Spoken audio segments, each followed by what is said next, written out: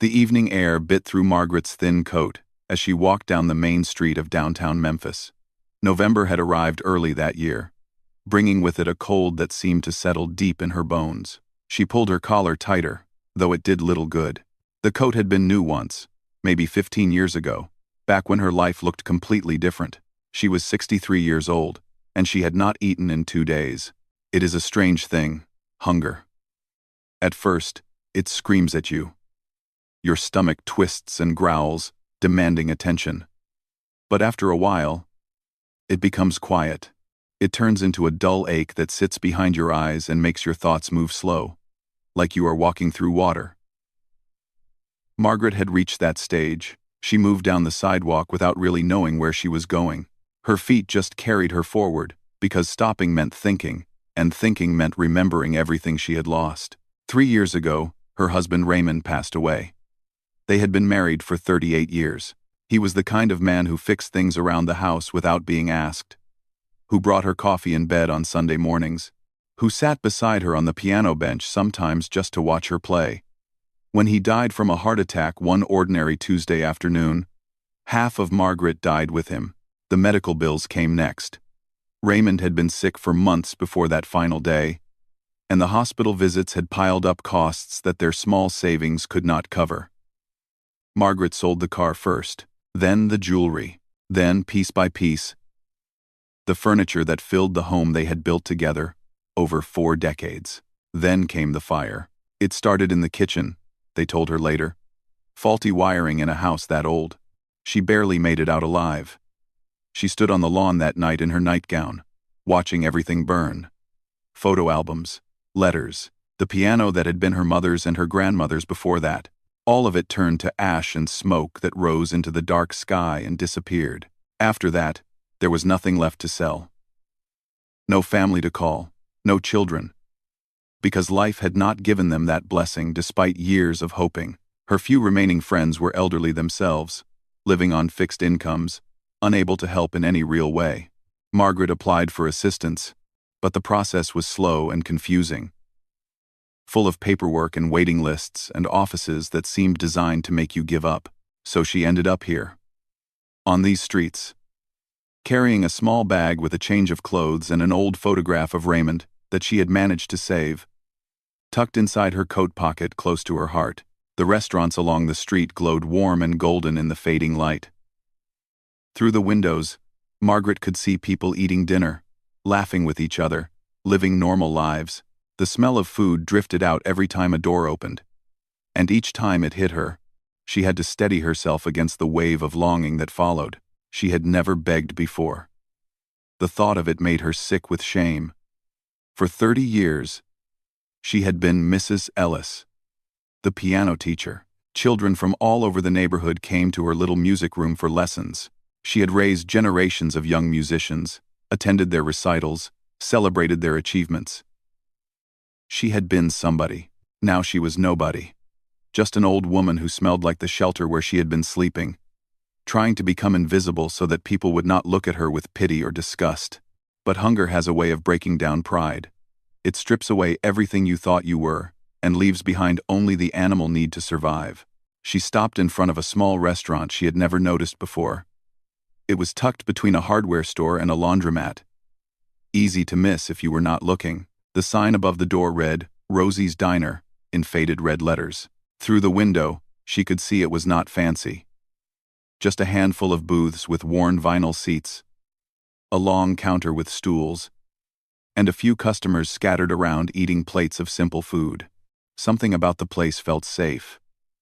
Maybe it was the soft light, or the hand-painted menu in the window, or the way the woman behind the counter smiled at a customer like she actually meant it. Margaret stood there for a long moment, her heart beating fast, trying to find the courage to go inside. Finally, she pushed open the door. A small bell chimed above her head. The warmth of the diner wrapped around her immediately, almost making her dizzy after so long in the cold. The smell of coffee and fried onions and fresh bread filled her nose, and her empty stomach cramped painfully in response. The woman behind the counter looked up. She was maybe in her late 50s, with gray streaks in her dark hair pulled back in a practical bun. Her face was kind but tired. the face of someone who had worked hard every day of her life. She wore a simple apron over her clothes, and her hands were rough from years of washing dishes and wiping tables. "Evening," the woman said. "Sit anywhere you like." Margaret did not sit. She walked slowly toward the counter, aware of how she must look. Her clothes were wrinkled. Her gray hair, which she had always kept so neat, was limp and unwashed.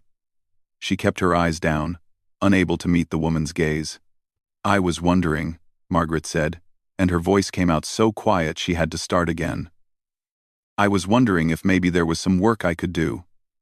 Dishes, or sweeping, or anything at all, in exchange for something to eat." The words hung in the air between them. Margaret could feel the shame burning in her cheeks. She had spoken those same words at 3 other places today. 2 of them had said no right away, not unkindly, but firmly. The third had looked at her like she was trash and told her to leave before they called the police. She braced herself for rejection. But the woman behind the counter did not say no. She studied Margaret for a long moment, really looking at her. Not past her like most people did. Her eyes moved over Margaret's face, her thin frame, her trembling hands. Something in her expression softened. "Honey," she said gently. "When did you last eat?" Margaret opened her mouth to lie, to say she had eaten that morning, that she was fine, that she just needed a little work to get by. But the lie would not come. Maybe she was too tired. Maybe something in this woman's voice made her feel like she could tell the truth. 2 days, she whispered. The woman set down the coffee pot she had been holding. She came around the counter and took Margaret by the elbow, her grip firm but gentle. "My name is Rosie," she said. "This is my place. Now you come sit down right over here, and I'm going to fix you a plate. You understand me? No arguments." She guided Margaret to a booth in the corner, away from the other customers, where she could have some privacy. Margaret sank onto the seat, her legs weak with relief and gratitude, and something else she could not quite name. "Thank you," she managed to say. "I can work. I want to work. I do not want charity." Rosie patted her hand. "We will figure all that out later. Right now, you just sit tight." She disappeared into the kitchen, and Margaret was left alone in the booth. She pressed her hands flat on the table to stop them from shaking. Tears burned in her eyes, but she blinked them back. She had cried enough these past few years. Tonight, someone had shown her kindness, and she would not repay that kindness with tears. As she waited, her eyes wandered around the diner, taking in the details. The old photographs on the walls, the chipped coffee mugs, the regulars at the counter who seemed to know each other by name, and then she saw it. In the far corner of the restaurant, half hidden behind a dusty fake plant, sat an old upright piano. It was pushed against the wall, like it had been forgotten there. Like nobody had paid attention to it in years. The wood was scratched and dull. A few keys looked slightly yellowed. But Margaret knew a good instrument when she saw one. Her heart did something strange in her chest. A flutter. A pull. Like an old friend calling out to her from across a crowded room. She had not touched a piano in 3 years. Not since the fire took hers. Not since she lost everything that made her who she was. She stared at that old, forgotten instrument in the corner of Rosie's diner, and for the first time in a very long time, she felt something besides hunger and grief and exhaustion. She felt hope.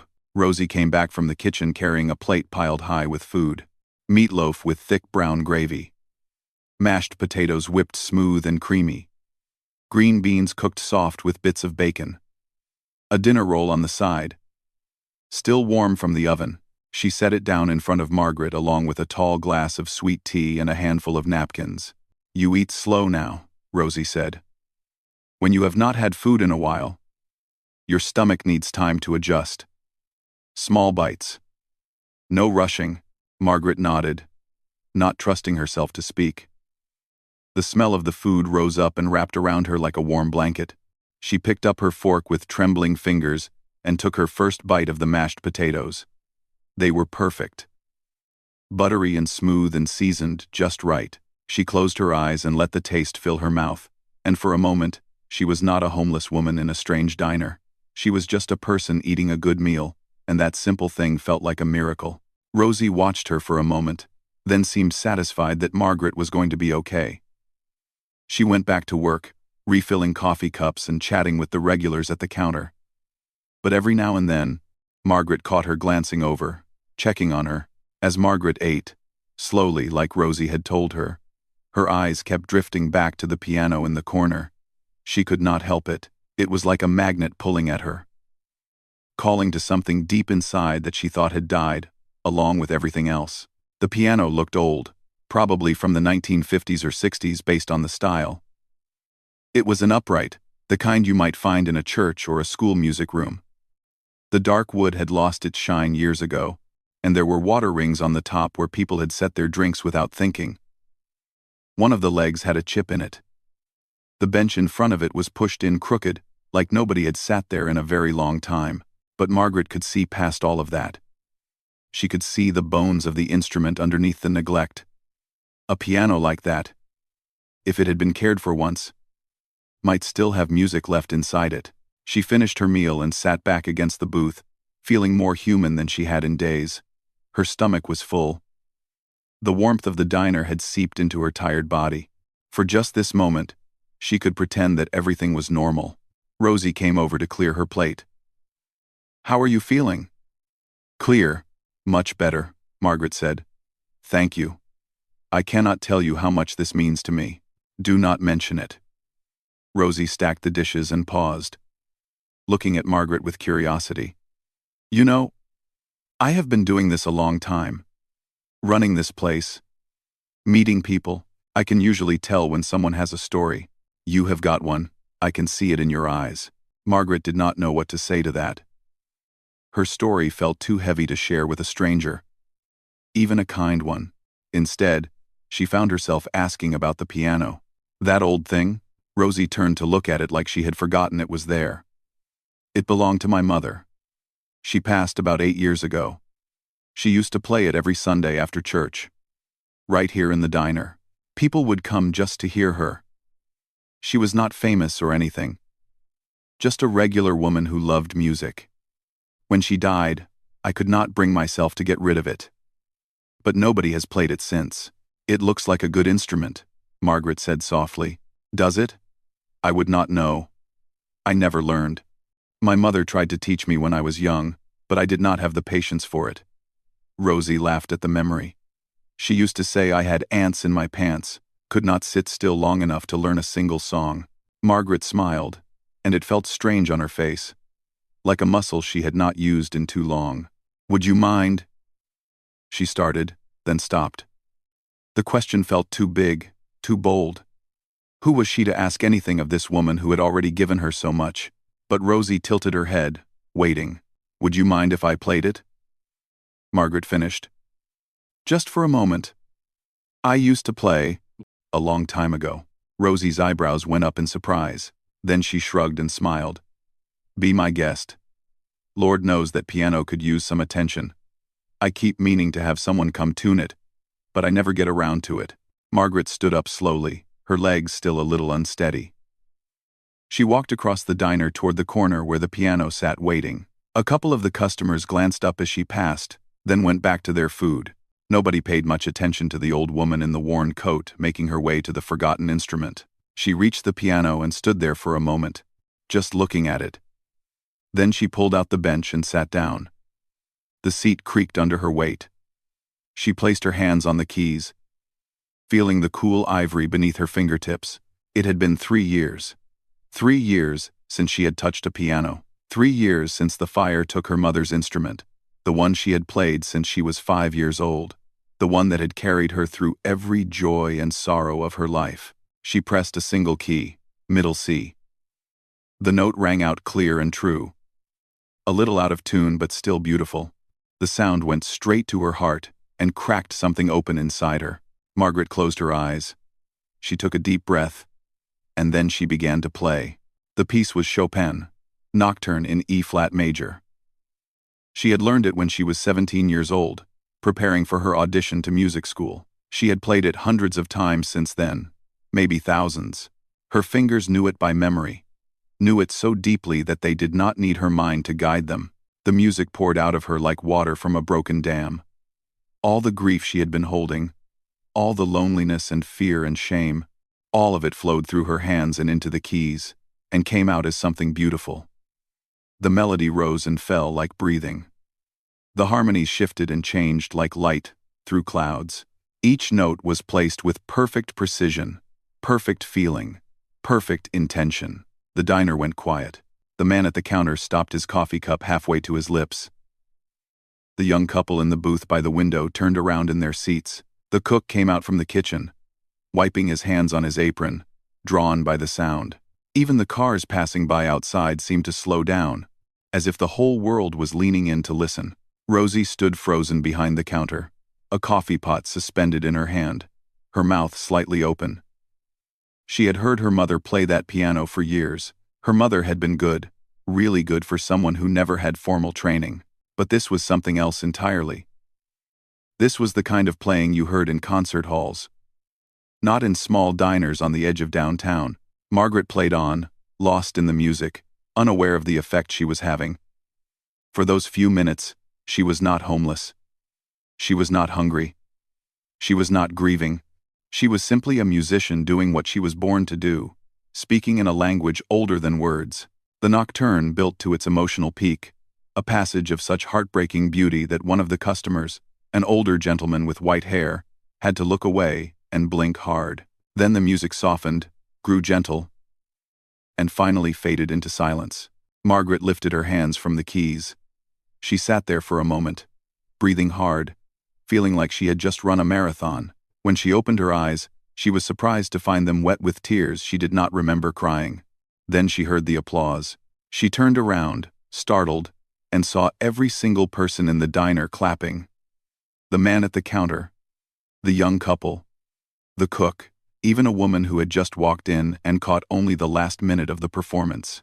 They were all on their feet, clapping and smiling, and some of them wiping their own eyes.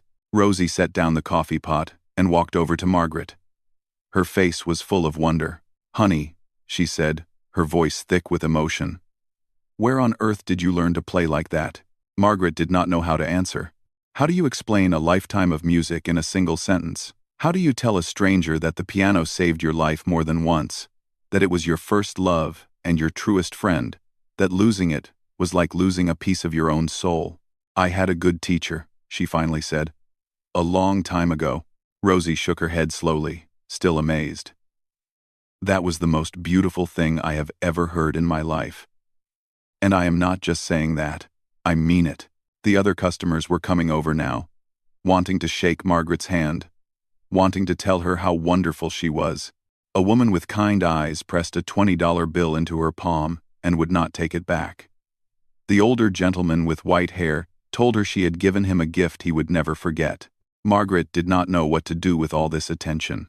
Part of her wanted to disappear, to go back to being invisible, but another part of her, a part she thought had died in that fire, felt something warm beginning to grow in her chest. She had walked into this diner wanting nothing more than a bite to eat, but sitting at that old piano, with the applause still ringing in her ears, and Rosie looking at her like she had just witnessed a miracle, Margaret began to realize something. Maybe she still had something left to give. Maybe her story was not over yet. Maybe the music that lived inside her was worth more than she had ever imagined. She just did not know yet how much more. What Margaret did not notice that night, while she was lost in the music, was the young man sitting alone in the booth near the door. His name was Derek, and he was 22 years old, a college student at the university just a few blocks away. He had stopped at Rosie's diner for a late dinner after a long day of classes, planning to eat quickly and get back to studying for his exams. He had his textbooks spread out on the table and a half-eaten burger going cold on his plate. But when the old woman in the worn coat sat down at that dusty piano and started to play, everything else disappeared. Derek had grown up around music. His grandmother back home in California used to play classical pieces on her old record player every Sunday morning. He knew good music when he heard it, and what he was hearing right now was not just good, it was extraordinary. Without really thinking about it, he pulled out his phone. He opened the camera and started recording. He caught the last 2 minutes of the performance, including the moment when Margaret finished and turned around to find the whole diner applauding. He also caught the look on her face. That mixture of surprise and gratitude, and something that looked almost like disbelief, like she had forgotten she could do something so beautiful, and the reminder had caught her completely off guard. After the applause died down and people went back to their meals, Derek sat there staring at the video on his phone. He watched it again, then a third time. Each time, it hit him the same way. There was something about this woman, something about her story that he could feel even without knowing any of the details. He thought about just keeping the video to himself. It felt private somehow, like he had witnessed something sacred. But then he thought about how many people out there needed to see this. How many people were having hard days and needed to be reminded that beauty could show up in unexpected places. How many people had forgotten that the world still had moments of grace. Before he left the diner that night, he approached Margaret, who was still sitting at the piano bench talking quietly with Rosie. "Excuse me, ma'am," he said politely. "I hope you do not mind, but I recorded your performance. It was incredible. Would it be okay if I shared it online? I think people would really love to hear you play." Margaret looked confused by the request. She glanced at Rosie, then back at Derek. "I suppose that would be fine," she said slowly, "though I cannot imagine anyone would want to watch an old woman play piano." Derek smiled. "Trust me, they will." That night, back in his small apartment, Derek uploaded the video to his social media account. He was not famous online. He had maybe 300 followers, mostly friends from high school and college. He did not expect much to happen. He typed out a simple caption: "Homeless woman walks into a diner for food. Then she sits at the piano and does this." Then he went to bed. When he woke up the next morning, his phone had exploded. The video had been shared over 50,000 times overnight. His notifications were a constant stream that would not stop scrolling. Comments were pouring in faster than he could read them. People were tagging their friends, their family members, complete strangers. The video had jumped from his small account to bigger ones, then to even bigger ones, spreading across the internet like wildfire. By noon, it had crossed 1 million views. By evening, it was at 5 million. News stations started calling, first the local ones in Memphis, then regional outlets, then national networks. Reporters wanted to know who this woman was. What was her story? Where did she come from? How did someone with that kind of talent end up homeless and hungry in a diner on a cold November night? Derek did not have the answers. He had only met her for that brief moment. All he could tell them was what he had seen.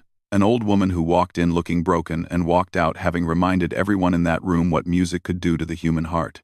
The video kept spreading. It crossed 10 million views. People from other countries started sharing it. Someone translated the caption into Spanish, then French, then Japanese. Comments poured in from everywhere, thousands upon thousands of them. Most of them saying some version of the same thing: "This made me cry. I needed this today. Who is she? We have to find her. Please help this woman." Meanwhile, Margaret knew nothing about any of this. After the performance at Rosie's diner, she had thanked Rosie again for the meal and the kindness. Rosie had tried to give her some money, but Margaret refused. She had her pride. Even now. Instead, Rosie pressed a paper bag into her hands with some food for the next day, and Margaret accepted that gratefully. Then she walked back out into the cold night and made her way to the shelter where she had been staying. The shelter was a plain building on the edge of downtown, run by a local church. It was not comfortable, but it was warm and safe. Margaret had a cot in a room with a dozen other women, all of them carrying their own heavy stories. She did not talk much to the others. She kept to herself, too tired and too sad for conversation. That night, she lay on her cot and stared at the ceiling, thinking about the piano. Her fingers still tingled with the memory of the keys. For those few minutes at Rosie's diner, she had felt like herself again. Not the broken woman she had become, but the person she used to be. The teacher, the musician, the wife who played love songs for her husband on lazy Sunday afternoons. She fell asleep with a small smile on her face, not knowing that while she slept, her life was being watched by millions of people around the world. The next 2 days passed like any other. Margaret woke up early, ate the food Rosie had given her, and spent her days wandering the city looking for work. She applied at a few places, but nobody wanted to hire a woman her age with no address and no references. She tried not to let it discourage her, but it was hard. Each rejection felt like another small death. She went back to Rosie's diner once, just to thank her again. Rosie hugged her, like they were old friends, and insisted on feeding her another meal. This time, Margaret played the piano again, a shorter piece, just a few minutes. The customers applauded again, and Margaret felt that same warm glow in her chest. But she still did not know about the video. She did not own a phone. She did not have access to the internet. The world was talking about her, searching for her, but she was invisible to all of it. On the third day, everything changed. It started with a van pulling up outside the shelter. Then another. Then a car with a logo on the side that Margaret did not recognize. People started getting out, carrying cameras and microphones, looking around with eager eyes. One of the shelter workers, a young woman named Patricia, came running to find Margaret. "There are reporters outside," Patricia said, her eyes wide. "They are asking about you. They say you are famous." "Something about a video?" Margaret stared at her. "I do not understand." "What video?" Patricia pulled out her phone and showed her, and there it was. Margaret, sitting at the piano in Rosie's diner, playing Chopin like her life depended on it. The video had a little number in the corner that Patricia had to explain to her. Views, she called them. The number said 12 million. 12 million people had watched her play. Margaret sat down heavily on the nearest chair, her head spinning. This could not be real. Things like this did not happen to people like her. She was nobody. She was just an old woman who had lost everything, trying to survive one day at a time. But the reporters outside were very real, and they were not going away. Patricia helped her to the door, where a crowd had gathered. Cameras flashed. People shouted questions. Margaret stood there, blinking in the bright lights, feeling like she had stepped into someone else's life. "Mrs. Ellis," someone yelled, "can you tell us your story? How did you end up homeless? Where did you learn to play like that? What do you want people to know?" Margaret did not know how to answer any of these questions. Her throat was tight. Her hands were shaking. This was all too much. Too fast. But then she thought about Rosie, who had shown her kindness when she needed it most.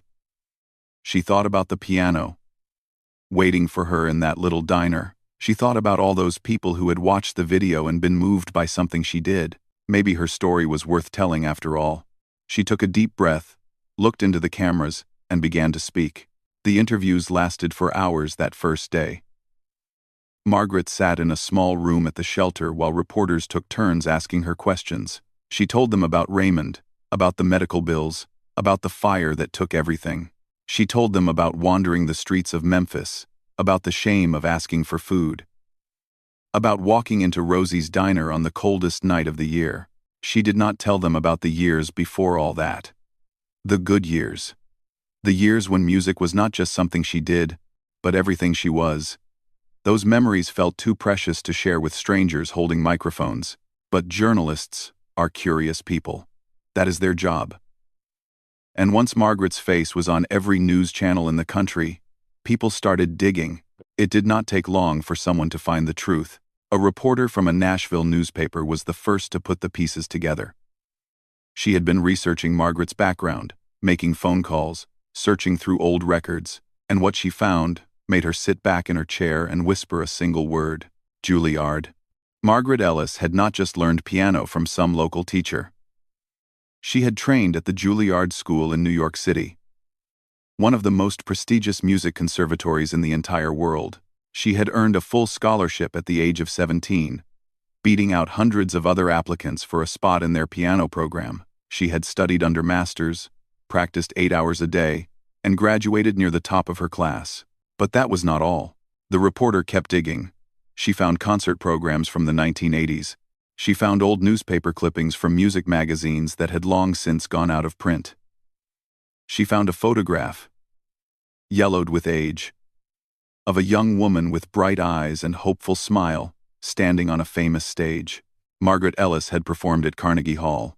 It was a single performance, part of a showcase for young classical musicians. She was 23 years old at the time. She played Rachmaninoff, a piece so technically demanding that most pianists spent years preparing for it. The reviews called her a remarkable talent and a star in the making. But life had other plans. Shortly after that performance, Margaret's mother became ill. She left New York and returned home to Tennessee to care for her. The concert career she might have had slipped away, replaced by hospital visits and sleepless nights, and the slow goodbye of watching someone you love fade. After her mother passed, Margaret did not go back to the stage. Instead, she got married. She met Raymond at a church social, a quiet man who worked with his hands and loved her without needing her to be famous. They built a simple life together. She started teaching piano to neighborhood children, sharing her gift, one student at a time. For 30 years, that was enough. More than enough. It was everything. When the story of her past came out, the internet went wild all over again. People could not believe it.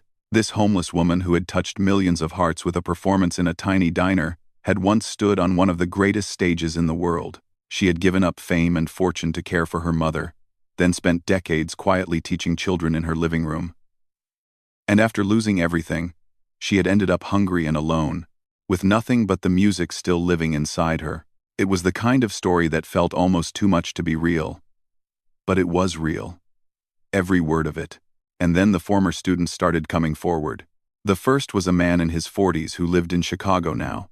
He had seen the video and recognized his old teacher immediately. He posted a long message online talking about how Mrs. Ellis had taught him piano when he was 8 years old.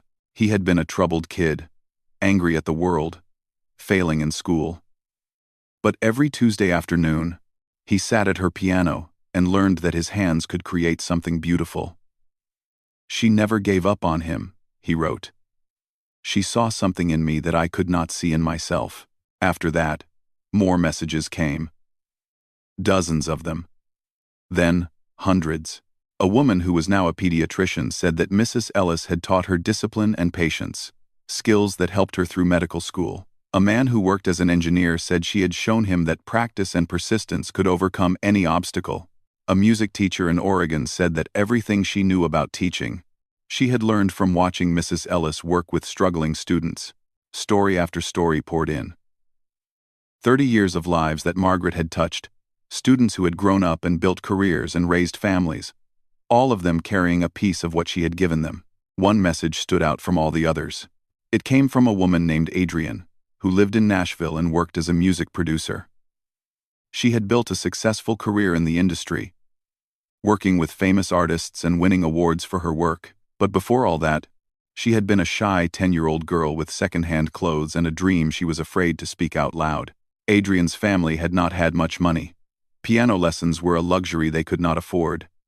But somehow, her mother had scraped together enough for a few months of lessons with Mrs. Ellis, hoping it might give her daughter something to hold on to. Margaret had seen the talent in Adrienne right away. And when the money ran out after those first few months, Margaret did something she had never told anyone about. She kept teaching Adrienne for free. For 6 years, every Saturday morning, Adrienne came to Margaret's house and learned everything Margaret could teach her. Not once did Margaret ask for payment. Not once did she make Adrienne feel like a charity case. "You gave me music," Adrienne wrote in her message. "You gave me confidence. You gave me a future. And you never asked for anything in return." When Adrienne saw the video of her old teacher playing in that diner, she had to pull her car over to the side of the road because she was crying too hard to drive. She watched it 5 times. Then she picked up her phone and started making calls. The next morning, she got in her car and drove from Nashville to Memphis. 3 hours on the highway, her heart pounding the whole way. She did not know what she would say when she saw Margaret again. She just knew she had to be there. She found Margaret at Rosie's diner. Word had gotten out that the famous piano woman could be found there, and a small crowd had gathered outside. Rosie was doing her best to keep things calm, letting people in a few at a time so they would not overwhelm the place. Adrienne waited in line like everyone else. When she finally stepped through the door, She saw Margaret sitting in the same booth where she had eaten her first meal, surrounded by flowers and cards that strangers had sent. Margaret looked up, their eyes met. For a moment, neither of them moved. 30 years melted away. Adrian was 10 years old again, sitting at the piano bench, nervous about playing in front of her teacher. And Margaret was the woman who had smiled at her and said, "Do not be afraid. The music is already inside you. You just have to let it out." "Mrs. Ellis," Adrian whispered. Margaret's face changed. Recognition dawned slowly, then all at once. Adrian? Little Adrian? She was not little anymore. She was a grown woman, successful and strong. But when Margaret opened her arms, Adrian crossed the diner in 3 quick steps and fell into them like a child coming home. They held each other and cried. The people in the diner watched in silence, some of them wiping their own eyes. Rosie stood behind the counter, with her hand over her heart. "You told me something once," Adrian said when she could finally speak. "You said that music is a gift meant to be shared. That hoarding it is like keeping a candle under a bowl. It does no good unless you let it shine." Margaret nodded, remembering. "You gave me everything," Adrian continued. "You changed my whole life, and I never got to thank you properly." She pulled back and looked into her old teacher's eyes. "But I am going to thank you now.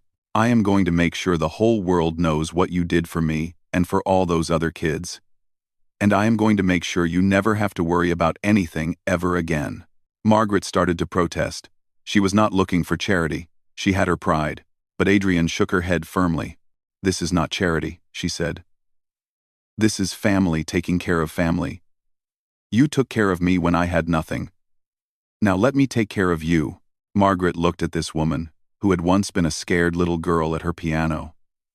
She saw the determination in her eyes, the love, the gratitude that had been waiting 30 years to be expressed. And for the first time in a very long time, Margaret let herself be held. She let herself be helped. She let herself believe that maybe, after everything, she was not alone after all. Adrian did not waste any time. The very next day, she set up a crowdfunding page to help Margaret get back on her feet. She wrote the story herself, pouring her heart into every word. She talked about the teacher who had changed her life, who had given freely without expecting anything in return, who had ended up with nothing after a lifetime of giving everything. She set the goal at $50,000. She thought that might be enough to help Margaret find an apartment and get settled somewhere safe. The goal was reached in 4 hours. By the end of the first day, the total had climbed past 100,000. By the end of the week, it had crossed $250,000. Donations came from everywhere. $5 from a college student in Texas, $1,000 from a businessman in New York, $20 from a retired teacher in Florida who wrote that she understood what it meant to dedicate your life to helping others. Messages came with the donations. Thousands of them. "Thank you for sharing your gift with the world. Your music made me cry. I needed that. I am a piano teacher too. You inspire me. Mrs. Ellis taught my mother 30 years ago. Our family never forgot her."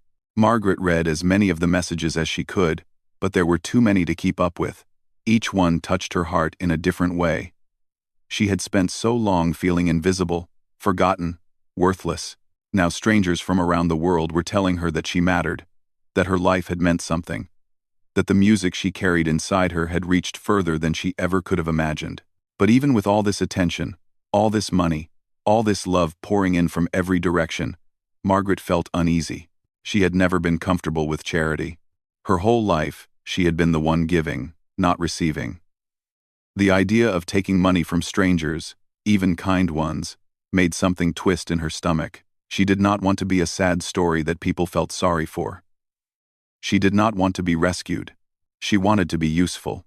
One afternoon, about 2 weeks after the video had gone viral, Margaret sat down with Adrian in a quiet corner of Rosie's diner. The crowds had died down a little by then. Life was slowly returning to normal, or at least to something that felt manageable. "I have been thinking," Margaret said, stirring her coffee slowly, "about what comes next." Adrian leaned forward, listening. "I am grateful for everything. Margaret continued, more grateful than I can say. But I do not just want to sit in some apartment and wait to die. I have done enough sitting, enough waiting. She looked up, her eyes clear and determined. I want to teach again, Adrian smiled. She had been hoping Margaret would say something like this. I have been making some calls, Adrian said. There is a community center on the east side of Memphis. It serves kids from low-income families. A lot of them have never had access to music lessons. They have an old piano that nobody uses, just like the one here. She paused. They would love to have you. Margaret felt something stir in her chest. It was the same feeling she had when she first saw the piano at Rosie's diner. A pull. A calling. A sense that she was being led somewhere she was meant to go. I would like that, she said quietly. I would like that very much. Within a month, everything had changed. Adrian helped Margaret find a small apartment not far from the community center. It was nothing fancy. One bedroom, a tiny kitchen. A window that looked out over a quiet street. But it was hers. For the first time in years, she had a door she could lock. A bed that was her own. A place where she could breathe. The community center gave her a room for lessons.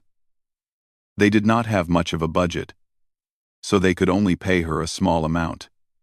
Margaret did not care about the money. She would have done it for free. And in some cases, she did. When families could not afford even the reduced rates, Margaret waived the fees entirely. Just like she had done for Adrian all those years ago. The students started coming, shy kids with big eyes who had never touched a piano before. Teenagers who acted tough but softened the moment they heard music. Little ones who wiggled on the bench and could barely reach the keys. Margaret welcomed them all. She taught them scales and chords and simple songs. She taught them patience and discipline and the joy of creating something beautiful with their own hands. But more than that, she taught them what she had always believed deep in her heart. That music was not just notes on a page. It was a way of speaking when words were not enough. It was a bridge between souls. It was proof that even in a hard world, beauty could still exist. The kids loved her. They called her Mrs. Ellis, just like her students had decades ago. They brought her drawings and told her about their days and practiced extra hard to make her proud. Some of them had difficult lives at home. Some of them were carrying weights too heavy for their small shoulders. But in that little music room, for 1 hour a week, they could set those weights down and just play. Margaret had never felt more alive.